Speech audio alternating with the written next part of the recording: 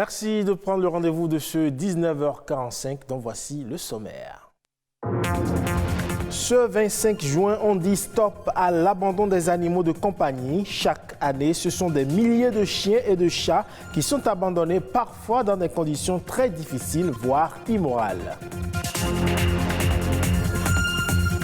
Et c'est une maladie de la peau caractérisée par l'apparition de taches blanches sur n'importe quelle partie du corps. Le vitiligo, très peu connu, mais il affecte beaucoup de personnes. On lève le voile sur cette pathologie. Enfin, on parle de l'excision, encore enracinée dans certaines régions rurales. Une pratique qui pourtant a des conséquences graves sur la santé des victimes et constitue même une violation des droits humains.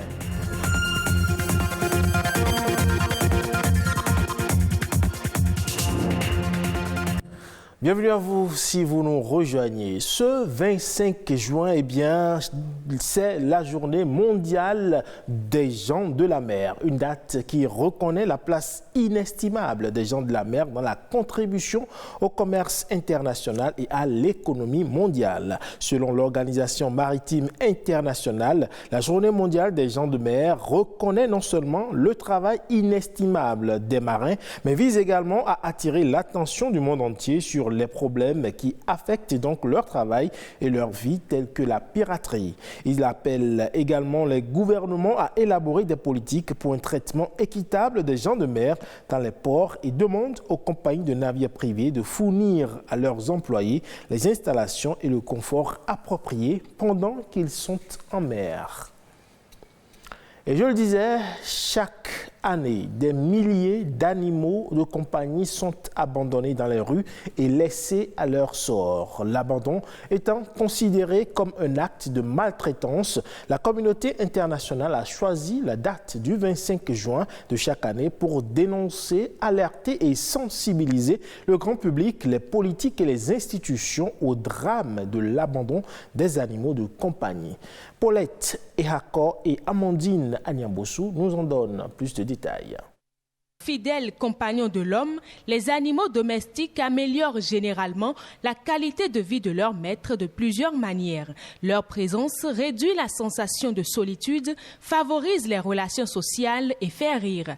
Toutefois, la cohabitation entre les personnes et les animaux n'est pas toujours une réussite et dans certains cas se solde par un échec. Chaque année, ce sont des milliers de chiens et chats qui sont abandonnés par leurs propriétaires, parfois dans des conditions très difficiles, voire immorales.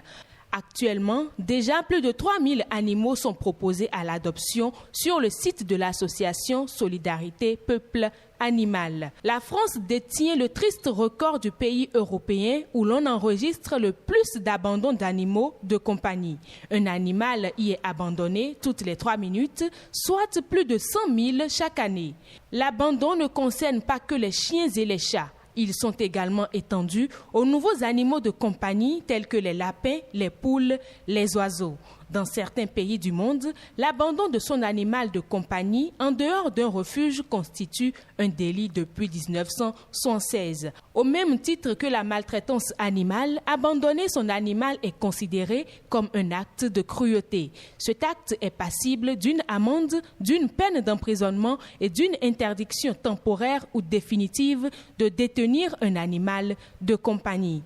Tout au long de leur vie, les animaux de compagnie nous donnent leur amour et leur confiance.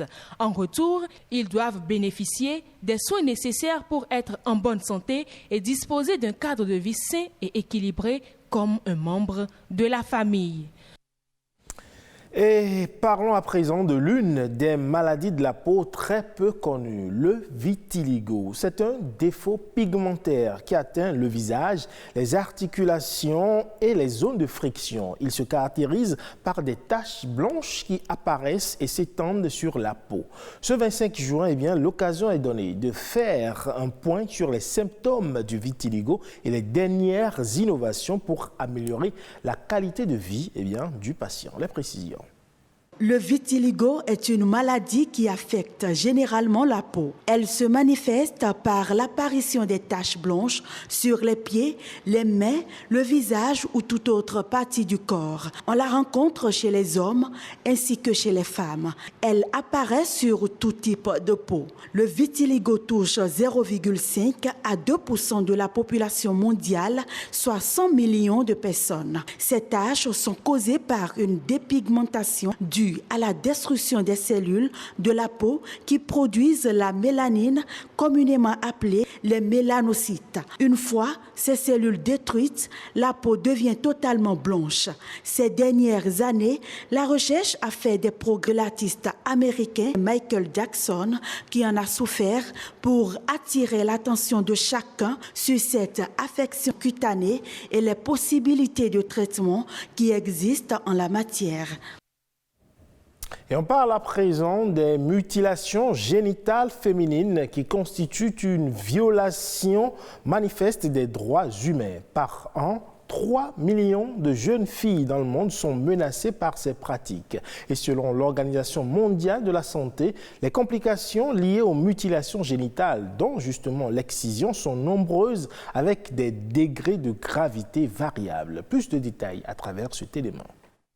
La forme la plus connue au Bénin est l'excision, pratiquée sur la fillette avant l'âge de 15 ans.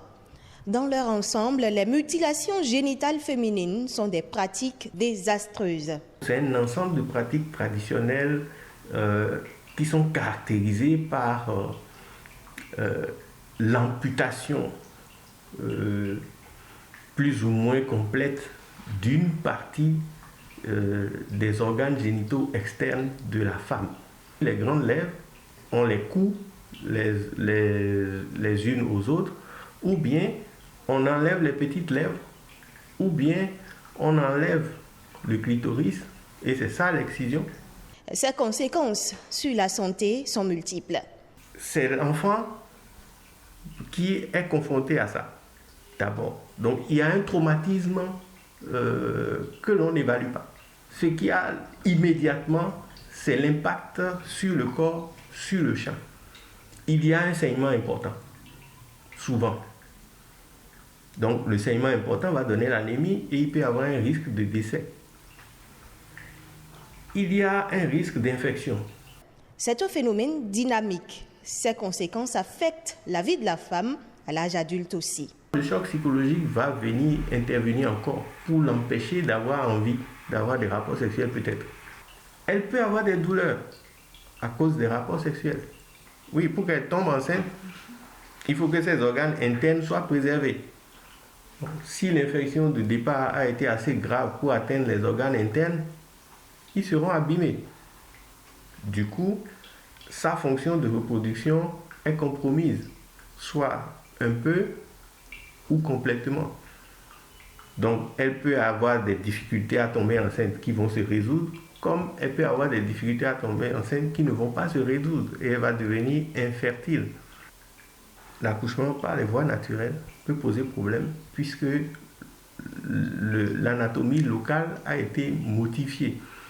Les mutilations qui ont été faites ont changé l'aspect local, ce qui va des fois agir sur la sortie de l'enfant.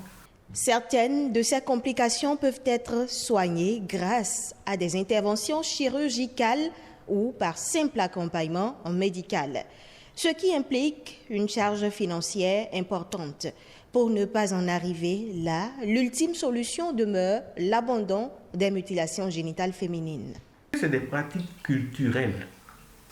Donc ces sociétés ne trouvent pas la pertinence de ce qui est dit. Donc il faut que quelque chose se fasse dans ce sens pour résoudre le problème au cœur même de ces sociétés. Négocier avec ces populations pour obtenir un équivalent rituel qui va se pratiquer, mais de façon symbolique, qui n'ira pas jusqu'à l'acte de mutilation. Une approche de solution assez originale qu'on pourrait expérimenter, vu que les différentes mesures adoptées jusqu'à présent ont montré des limites. Et puis, hors de nos frontières, à présent, en Afrique du Sud, la Constitution certifie que chaque enfant a droit à l'éducation. Malheureusement, sur le terrain, la réalité est tout autre. Les écoles du pays sont surchargées et donnent la priorité aux enfants sud-africains. Les enfants de réfugiés se retrouvent donc très souvent déscolarisés. Heureusement, une organisation non gouvernementale tente depuis maintenant 14 ans de pallier cette situation en offrant des cours aux enfants privés d'école. Suivons. C'est quand les écoliers sud-africains rentrent à la maison que ces enfants partent à l'école. Enfants de réfugiés, ils n'ont malheureusement pas accès au système scolaire sud-africain qui, surchargé, a le droit de les refuser. Alors une ONG vient les aider. Elle s'appelle De 3 à 6, car c'est de 3h à 6h tous les après-midi que l'association profite des salles de classe vides de ce collège pour éduquer ceux qui ne sont pas scolarisés.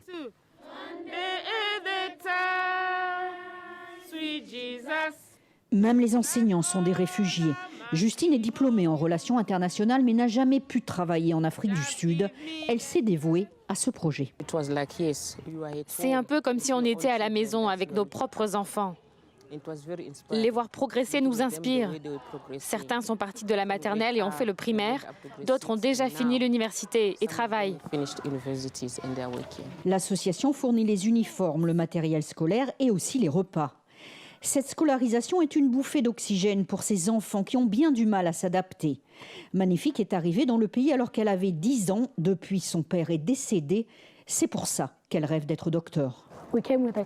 On est venu en voiture depuis le Congo. C'était dur d'apprendre l'anglais. J'avais peur d'aller dans les magasins parce que je ne parlais pas la langue. Et faire les courses était difficile. Et quand on allait au parc, les enfants du quartier se moquaient de nous parce que nous ne parlions pas anglais. Plus tard, je voudrais rentrer au Congo pour y construire un hôpital. Le directeur du programme fait tout pour qu'il s'intègre rapidement dans le système sud-africain. Les enfants nous font part de leurs craintes. Ils ne se sentent pas forcément intégrés dans le pays et c'est pour ça que nous avons des activités pour les intégrer dans les communautés où ils vivent. Étrangement, en Afrique du Sud, quel que soit le parti politique, personne ne défend le droit des réfugiés. Plus de 200 enfants passent par ce projet tous les ans. Une goutte d'eau par rapport aux besoins des 5 millions de réfugiés, mais une goutte d'eau qui change la vie de ces enfants. Et voilà qui met un terme à cette édition que vous pouvez retrouver sur le site de l'ORTB le 3, www.ortb.bj. Merci pour votre aimable attention. À demain.